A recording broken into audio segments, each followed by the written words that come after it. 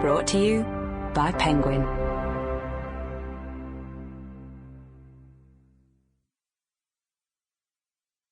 Everything But the Truth by Gillian Mcallister.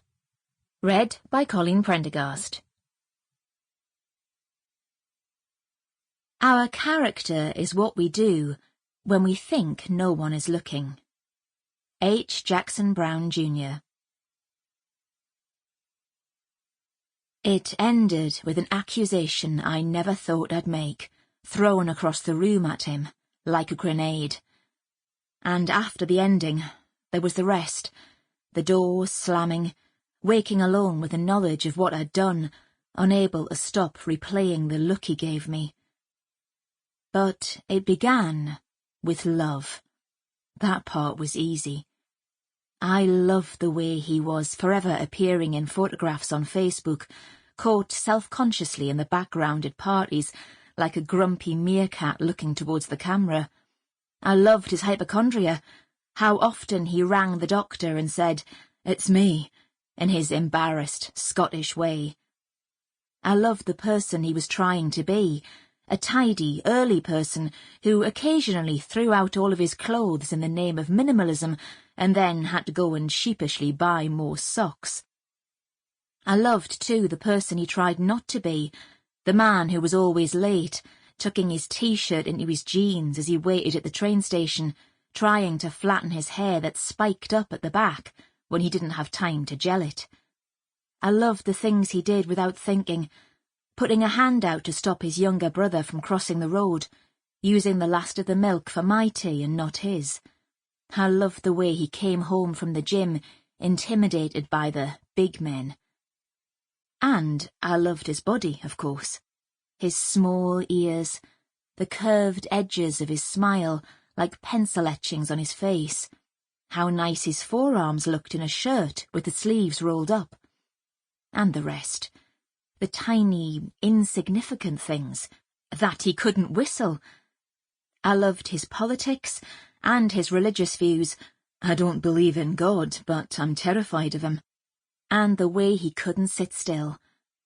I loved the way he was the only person still buying wagon wheels, and I loved the way he dipped them in tea and called it breakfast.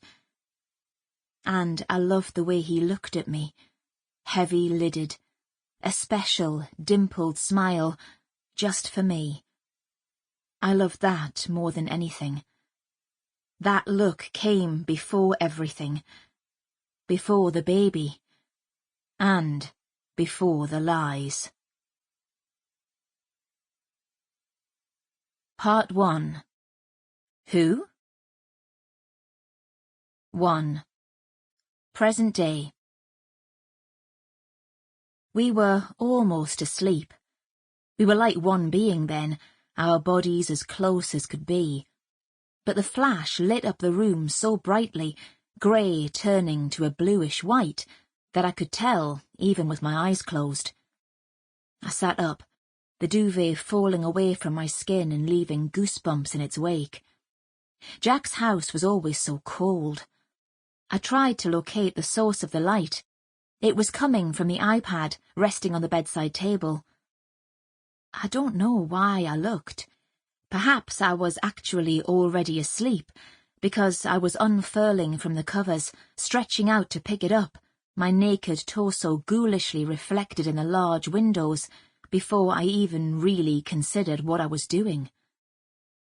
Item 1. Email. From Charlie Masters. To Jack Ross. Subject, forward. Douglas's atrocity rears its head again. Hi.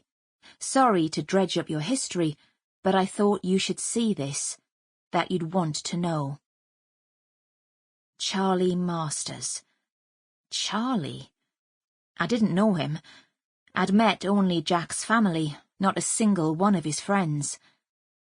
I paused, my finger poised over the email. One swipe, and I could see it.